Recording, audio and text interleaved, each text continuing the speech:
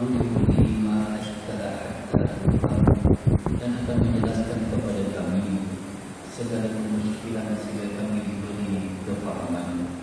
Innaka la ta'lamu wa la a'lamu sesungguhnya engkau lah ya Allah yang lebih mengetahui, kami tidak mengetahui. Innaka ta'lamu sesungguhnya engkau lah Allah yang mengetahui kepada yang baik. Subhanaka la ilma lana illa ma 'allamtana innaka antal alimul hakim. Maha suci engkau ya Allah, kami manusia yang tidak mengerti apa-apa. Berikanlah dengan ilmu yang telah Engkau ajarkan kepada kami. Rabbi shrah li sadri wa yassir li amri wahlul 'uqdatam min lisani yafqahu qawli. Allahumma yassir wa la tu'assir wa tamim bil khair. Wa la hawla wa la quwwata illa billahi al-'aliyyil 'azim. Allahumma iftah 'alaina futuhal rizqi wa rahmatil alamin. Terangkanlah hati kami seperti terangnya hati-hati orang yang baik. Waqifna bihi, fahamkan kepada kami perkara agama kami sendiri. Allahumma inna bi'ilmin, ya Allah kayakan ilmu akan kami ini dengan ilmu. Waqifna bittaqwa, dan anugerahkan ilmu akan kami ini dengan ilmu ketakwaan yang benar-benar takut kepadamu ya Allah. Wajibna bi'afiyah, dan baikkan ilmu akan kami ini dengan afiat agar dapat kami menyempurnakan segala perintah yang telah Engkau berikan kepada kami. Rabbana atina fid dunya hasanah wa fil akhirati hasanah wa qina adzabannar.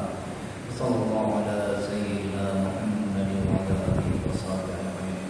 Walhamdulillahi rabbil alamin. Amma ba'd. Yang saya muliakan tuan imam, tuan legal, bangsa dan tuan kuasa masjid, pada bapak senang dulu, seterusnya yang dimuliakan muslimin dan muslimat yang dimiliki Allah Subhanahu wa taala. Bersyukur kita masih lagi dipertemukan oleh Allah Subhanahu wa taala pada saat itu atasnya masa bulan kita dah masuk kepada bulan Zulhijjah, iaitu bulan yang sangat mulia, bulan yang begitu dimuliakan oleh Allah Subhanahu wa taala untuk kita mengambil iktibar daripada pergeseran waktu yang awal. Rasanya baru saja kita sambut Idul Fitri ya. Ini nak masuk bulan Idul Adha. Cepat sangat masa berlalu. Kuih kat rumah tu pun, kuih lagi pun masih ada. Cepat masa berlalu. Dan kita mahu juga menyambut kemerdekaan negara yang ke-59 tahun. Kalau seseorang itu umur dia 59 tahun, tuan-tuan, dia cukup matang. Cukup matang, cukup berakal dan lebih menginsafkan diri. Jadi kalau umur 59 tahun masih lagi duduk kedai kopi, masih lagi menghadap TV, masih lagi lalai, tak nak duduk kat masjid, tak tahulah sampai bila kita nak hidup dengan keangkuhan, keegoan kita itu. Kerana baginda Nabi SAW mengatakan umur umat aku antara 60 hingga 70. Kalau 59, kalau tepatlah Nabi kata 60, tinggal setahun dia hidup. Apa kita nak bawa dengan Allah Subhanahu Wa Taala? Tinggal setahun saja nak hidup. Itu kena fikirkan tentang kehidupan kita itu. Moga-moga kita akan diberi keampunan oleh Allah Subhanahu Wa Taala, dan kita juga mengharapkan doa daripada mereka yang benar-benar maksum. Apa yang saya maksudkan maksum? Kalau kita berjumpa dengan orang alim, kita berjumpa dengan Tok Syekh, kita jumpa Tuan Imam, tolong doakan saya Tuan Imam, tolong doakan saya Syekh, anak saya nak ambil peksa, tolong doakan saya nak pergi haji ni, buat haji. Macam-macam kita minta doa. Dan di kalangan mereka itu ada juga salah dan silapnya, ada juga dosanya, dan bukan di kalangan orang yang maksum. Kerana yang maksum hanyalah para nabi. Tetapi sebagaimana hadis Nabi SAW yang menyebutkan innal malaikata tusalli ala ahadikum ma dama fi musallil ladzi masuhil ladzi shalla fihi ma lam yahdus yaqulu Allahumma ighfir lahu Allahumma arhamhu. Sesungguhnya malaikat berdoa untuk seseorang kamu selama mana dia masih berada di tempat solatnya yang dia bersolat padanya, selagi dia tidak berhadas, dengan doa malaikat, ya Allah, ya Tuhanku, ampunkanlah dia, kasihanilah dia. Maka adab kita sembahyang berjemaah, tunggu sampai habis imam selesai berdoa, kita masih lagi duduk di tempat solat, ini malaikat yang maksum, yang tak ada dosa mendoakan kepada kita. Kita tak nak, kita cepat balik, kita keluar daripada saf, rugi ya. Kita bangun saja tak dapat doa daripada malaikat. Itu sebab dalam beribadat kena ada adab-adab, ikut imam, ikut sampai habis. Jangan kita bubar dulu, kecuali lah kalau kita sakit perut, nak buang air, ada urusan musafir, itu cerita lain. Tapi kalau kita ada kesempatan duduk sampai habis, tak lama mana kita duduk dengan imam sampai habis. Imam pun dia takkan wirid lama, dia pun tak tahan juga nak baca lama-lama. Habis-habis dalam 3 minit, 4 minit. Itu pengorbanan kita sebenarnya. Jadi kita nak merdekakan diri kita daripada dikawal oleh hawa nafsu kita sendiri yang tak suka duduk lama di rumah Allah. Nafsu tak suka berwirid, nafsu tak suka untuk kita berdoa kepada Allah. Jadi beruntunglah bagi siapa yang duduk tadi itu sampai habis, senantiasa didoakan oleh malaikat, ya Allah, ya Tuhanku, ampunkan orang ini, kasihanilah orang ini. Beruntung tuan-tuan. Seumpama tuan-tuan yang duduk ni juga didoakan oleh para malaikat. Baik, kita sambung kepada pengajian kita, sifat solat Nabi yang sahih, setelah kita menangguhkan pada minggu yang keempat kerana ada program yang telah pun dijalankan di masjid ini. Baik, kepada bab hakikat ruksah. Apa itu ruksah? Kelonggaran ataupun keringanan. Itu dipanggil sebagai ruksah. Sesetengah daripada kita hari ini mengemukakan hujah bahawa diharuskan bagi kita mengikuti ruksah dan mengambil pendapat yang paling mudah, dengan alasan Islam itu mudah. Ini kena faham tentang kelonggaran, keringanan yang diberi oleh Allah Subhanahu Wa Taala. Mereka berdalilkan kepada perkataan Sayyidatina Aisyah radhiyallahu taala yang berbunyi, "Mai khairu Rasulullah sallallahu alaihi wasallam baina amrayni ila ihtari aisarahuma." Rasulullah sallallahu alaihi wasallam tidak pernah memilih satu daripada dua perkara melainkan yang terlebih mudah baginya. Kita lihat apakah boleh kita ambil perdalilan daripada sini. Ini adalah satu pendalilan yang salah, walaupun ada disebut oleh Nabi, tapi kita tak boleh ambil secara literal, memahami mengikut kehendak kita. Sebagai buktinya, Imam Ibn Hajar Al-Asqalani di dalam kitab Fathul Bari yang mensyarahkan Sahih Bukhari, muka surat 575 juz ke-6, ketika mengomentari hadis ini mengatakan perkara yang dimaksudkan dengan memilih dua perkara di sini adalah berkaitan dalam urusan dunia, bukan dalam urusan ibadat kita bermudah-mudah. Hal ini berdalilkan kepada sabda baginda Nabi SAW yang berbunyi, "Ma lam yakun isma li anna umurad dini la isma fiha." Selagi mana tidak ada salah, ini kerana urusan agama tidak ada salah padanya. Umum mengetahui bahawa pada masa Nabi SAW tidak muncul lagi mazhab ataupun aliran pendapat, belum lagi. Kerana rujukan mereka hanyalah kepada Rasulullah SAW. Belum lagi ada mazhab ketika itu. Rasulullah SAW berpindah daripada satu pendapat baginda kepada pendapat yang lain apabila diturunkan wahyu ke atas baginda SAW, seolah-olah dikatakan padanya. Maka pertamanya Nabi akan bagi pendapat, datang wahyu, Nabi tukar pendapat itu. Ini yang dikatakan nasikh dan mansukh. Dalam Al-Quran pun ada nasikh dan mansukh, dihapuskan oleh hadis yang lain pada mulanya. Baik. Sesungguhnya Allah Subhanahu Wa Taala memerintahkan padamu begini-begini dan melarangmu begini-begini. Seumpama yang pertama Nabi kata, dulu aku larang kamu ziarah kubur, sekarang pergilah ziarah kubur. Jadi itu dikatakan nasikh dan mansukh. Pertamanya Nabi larang dulu, kemudian Nabi tak larang lagi dah, pergilah kubur. Dan Allah SWT tidak menjelaskan padanya di dalam masalah ini terdapat dua ataupun tiga pendapat. Tak pernah lagi Allah kata, ya Rasulullah, dalam masalah ni ada beberapa pendapat. Tak ada lagi. ataupun tidak difirmankan kepada baginda. Di dalam masalah ini wujudnya perselisihan pendapat di kalangan ulama, maka pilihlah yang lebih mudah, maka perhatikanlah dengan sebaik-baiknya. Apakah begitu cara kita mengambil dalil, mengambil pendapat yang paling mudah di kalangan para ulama? Dalam satu peristiwa tatkala Nabi SAW menjadi tetamu kepada seorang lelaki, baginda ditanya, "Wahai Rasulullah, apakah yang harus aku persembahkan padamu?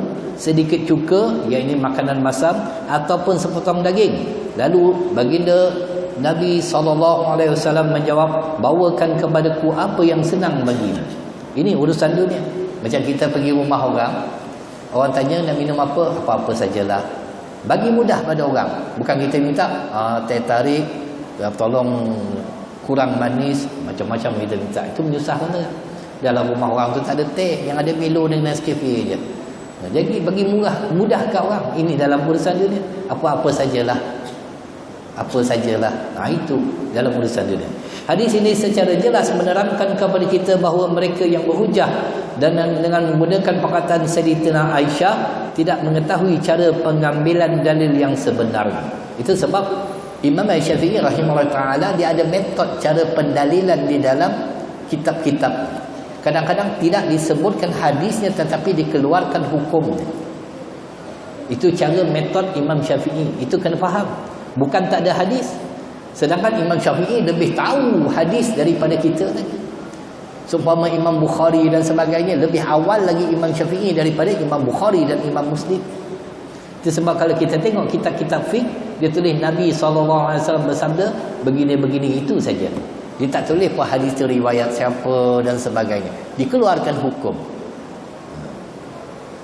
Ataupun mungkin juga mereka ingin mendatangkan kesamaran pada orang awam sebagai satu keraguan, seolah-olah apa yang didatangkan ini sesuai dengan hujah yang menepati cita rasa nafsu mereka.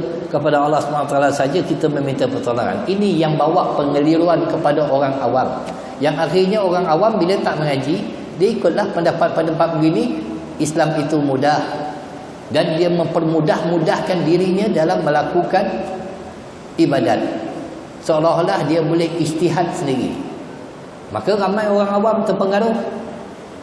Tak sampai 2 marhalah boleh solat jamaah, boleh bersentuh antara lelaki dengan perempuan. Orang awam dia ambil mudah. Boleh bersentuh dengan anjing itu sebab ada dulu program yang dibuat I want to touch a dog. Ramai orang Melayu, orang Islam kita pegang anjing. Dia kata ada mazhab boleh pegang anjing. Ini yang ambil cara mudah ni. Tetapi ini yang merosakkan diri mereka. Baik. Dalam bab ini juga setengah kita berdalilkan bahawa memilih antara pendapat yang paling mudah adalah toleransi yang dibenarkan syariat Islam. Dia kata Islam itu agama toleransi, maka dibolehkan. Ini yang salah. Bermudah-mudah. Memang Islam itu mudah, tetapi bukannya mudah-mudah dalam kita mengambil sesuatu hukum. Bagi kami, iaitu pengarang kitab ini dan juga ulama yang lain, kami tidak mengingkari rukhsah. Kita tidak mengingkari adanya keringanan, adanya rukhsah, adanya kelonggaran yang diberi oleh Allah Subhanahu Wa Taala kepada kita dalam kita mengambil sesuatu hukum yang diberikan oleh syarak, sebagaimana yang dijelaskan oleh ulama yang bertindak sebagai moderator bagi menjelaskan masalah ini. Ulama lah yang menentukan tentu tentang sesuatu rukhsah. Itu sebab hadis dia bukan mengeluarkan hukum. Hukum itu dikeluarkan oleh para ulama yang faqih dalam bidang fiqh. Maka daripada situlah mereka mengambil hadis tersebut dan dikeluarkan hukum. Begitu juga Al-Quran adalah daripada para ulama yang lebih lagi mengetahui. Akan tetapi permasalahannya adalah pencarian mereka kepada sesuatu yang paling mudah itu akan membawa penukaran kepada halal kepada haram. Ini yang jadi, benda tu halal jadi haram, benda tu harus jadi bid'ah, benda tu ada hujahnya seperti tawasul jadi dituduh sebagai syirik, benda tu haram diharuskan. Ini dalil yang salah. Ataupun mereka sengaja ingin mencari rukhsah yang sama dalam agama. Perkara yang dimaksudkan dengan rukhsah ataupun toleransi di dalam syariat Islam adalah Allah SWT memberi keringanan kepada orang yang uzur ataupun sakit dalam mengerjakan ibadat, tak boleh sembahyang dalam keadaan berdiri, maka duduklah. Tak boleh duduk, maka berbaring. Tak boleh baring, terlentang. Itu rukhsah keringanan. Begitu juga dalam kita bermusafir, Allah bagi keringanan. Boleh kita jamak. Kemudian ada pula jamak kasar. Ini kena faham tentang jamak dan jamak kasar. Ada orang dia jamak kasar, ya 2 rakaat. Jamak tak pernah buat. Ini salah ni. Kena faham tu. Kena faham tentang jamak dan kasar. Bukan jamak, bukan terus 2 rakaat tak. Nah, itu kena faham. Itu kita masuk bab lain. Itu sebab bila kita mengaji, kita faham. Jangan setakat 2 mahalah kita dah jamak kasar dah. Itu ikut nafsu sebenarnya. Ketika bila kita boleh jamak kasar tu, nak kena tengok juga. Dan keluar sempadan di mana kita boleh. Bukan daripada rumah dah jamak kasar dah keluar. Tak boleh. Ada orang meninggalkan solat Jumaat ketika bermusafir. Nak tengok dulu. Ketika bila dia keluar. Kalau dia keluar sebelum subuh, maka dia dibolehkan menunaikan solat zuhur. Tapi kalau keluar lepas subuh, wajib bagi dia solat Jumaat dalam keadaan musafir. Itu kena faham. Tak boleh kita main-main ambil cara kita je, faham cara kita. Bila kita mengaji, baru kita faham. Sebelum fajar, boleh kita keluar dan kita boleh diharuskan untuk kita menunaikan solat zuhur tanpa kita menunaikan solat Jumaat. Tapi kalau kita keluar lepas subuh, musafir, tak payah sembahyang Jumaat. Ini salah. Wajib sembahyang Jumaat kalau kita keluar ketika itu. Ini kena faham tuan-tuan. Baik.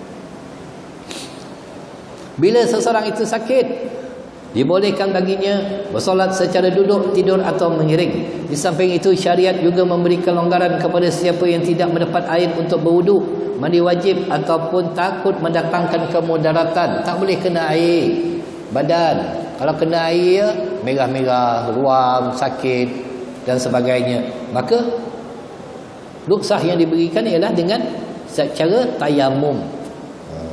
Cara tayamum. Dan ingat, tayamum hanya sah untuk fardu, solat fardu, 1 tayamum, 1 solat fardu. Lepas tu kena ambil tayamum. Sunat lain. Jangan 1 tayamum, kita tayamum waktu zuhur, sampai asar kita rasa tak ada kentut, tak ada buang air, kita semayang lagi, tak payah tayamum. Jangan. Kena tayamum sekali lagi. Wajib untuk kita tayamum. Itu tayamum pun kena belajar juga. Orang kata, apa nak belajar? Kita kan sini ada air. Jangan. 1 hari besok kita sakit duduk hospital, macam mana? Itu sebab ramai dekat hospital orang tak semayang sebab tak tahu macam mana nak semayang. Dia kata susah nak turun, nak ambil air. Padahal boleh tayamum. Atas katil boleh semayang. Sebab tak belajar, akhirnya tak tahu. Mana ada ustaz nak pergi mengajar dekat hospital? Tak ada. Ustaz mengajarkan mesin surau, kena datang mesin surau lah belajar. Baru tahu. Saya ada jarah orang, saya tanya tak semayang, macam mana semayang? Susah nak pergi turun, nak ambil air apa semua. Nak berjalan pun payah. Akhirnya tak semayang. Kalau mati dalam keadaan kufur, tak semayang. Na'udzubillahi min zalik. Kena belajarlah tentang tayamum. Baru kita tahu dalam keadaan kita tak boleh ambil air, susah nak ambil air dalam keadaan sakit, boleh kita tayamum. Tak ada orang nak bantu kita berwuduk dan sebagainya. Tangan kita berbalut macam mana? Kalau berbalut macam mana? Tak kena wuduk. Kena tayamum. Ni luka kat sini, tak semayang. Balut, tak semayang. Sebab tak belajar tentang tayamum. Jangan ambil mudah. Agama jangan ambil mudah. Ramai orang ambil mudah, akhirnya tak semayang dia ketika dia sakit. Ketika balut tangan, ketika dahinya ada plaster, dia tak semayang. Dia kata macam mana nak kena wuduk, dia tak semayang. Allahu Rabbi.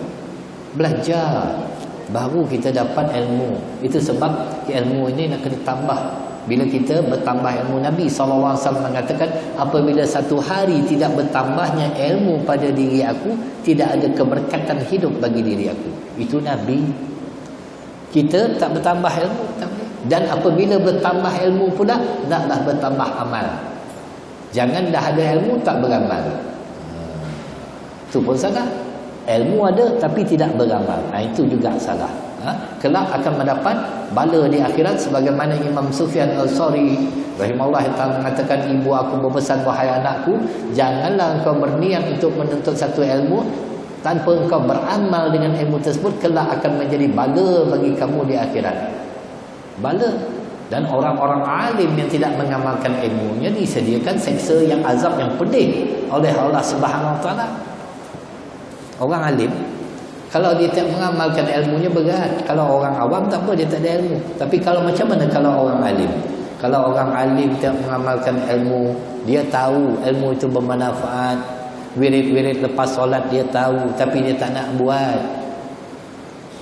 Dia tahu fadilat-fadilat kan? Membaca subhanallah, alhamdulillah, Allahu akbar, ditutupi dengan la ilaha illallah la syarika lahu, alhamdulillah ta'ala kulli syai'in, akan terampun dosa sebanyak bumi dan lautan. Dia tahu Nabi SAW menyarankan untuk baca ayatul kursi setiap kali lepas solat fardu. Itu tidak ada satu yang mencegah dia masuk ke dalam kubur, tapi sengaja ditinggalkan. Dia tahu ada fadilat. Kalau cuba tanya dia, betul tak ada fadilat? Ada. Kenapa ditinggalkan? Inilah yang disebut oleh Nabi sallallahu alaihi wasallam, asyaddun nasi azaban yaumil qiyamati alimul lam yanfa'hu ilmu. Seberat-berat siksaan atas manusia pada hari kiamat ialah orang alim yang tidak memanfaatkan ilmunya. Jangan rasa alim saja kalau tidak memanfaatkan ilmu. Inilah yang kita takut. Jadi orang alim ni bukan boleh jadi orang alim bercakap saja. Bercakap semua boleh bercakap, tentang radio boleh cakap, TV boleh bercakap, handphone boleh bercakap, MP3 boleh bercakap, tetapi apakah dia beramal dengan ilmu? Tidak. Kita manusia bercakap, kena amalkan ilmu tersebut.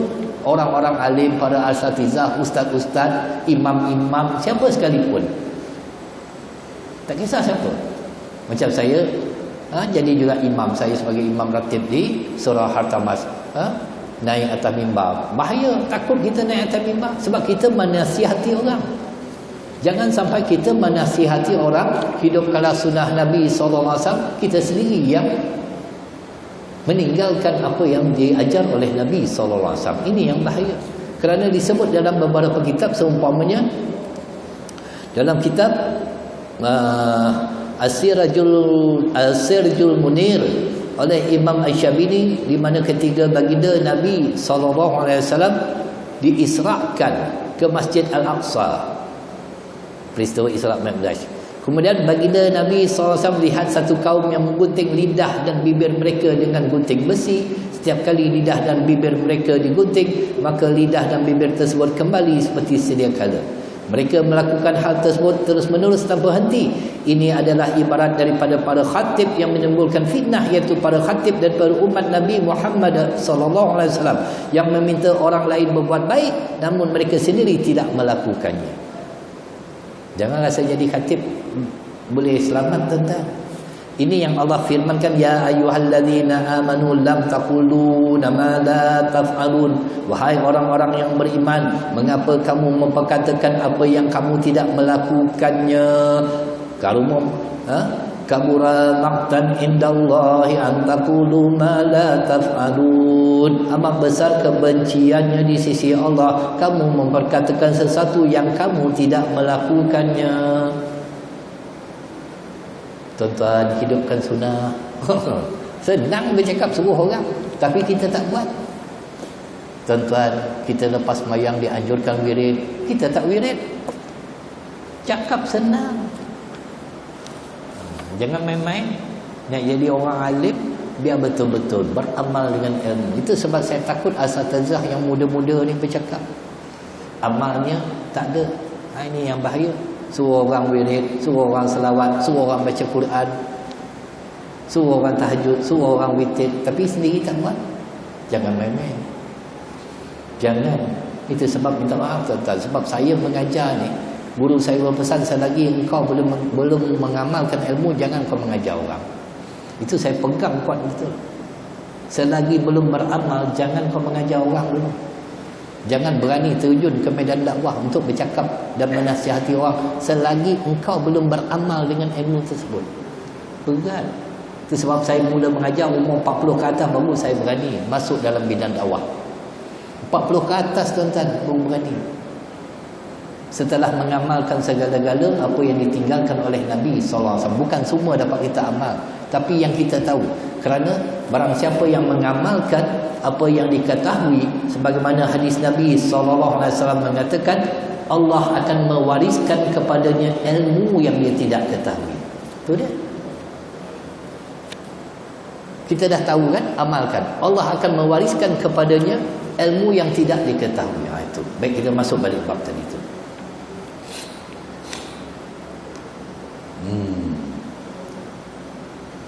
Jadi boleh kita bertayamum ketika ada kemudaratan yang tak boleh kena tubuh badan kita air. Dan begitulah contoh-contoh seterusnya. Perkara ini bermaksud bukanlah mencari kemudahan dari pendapat ulama ataupun mencari pendapat yang lemah ataupun salah. Bukan mengambil pendapat yang mudah, kita akhirnya taufik, iaitu menampal-nampal di dalam mazhab. Itu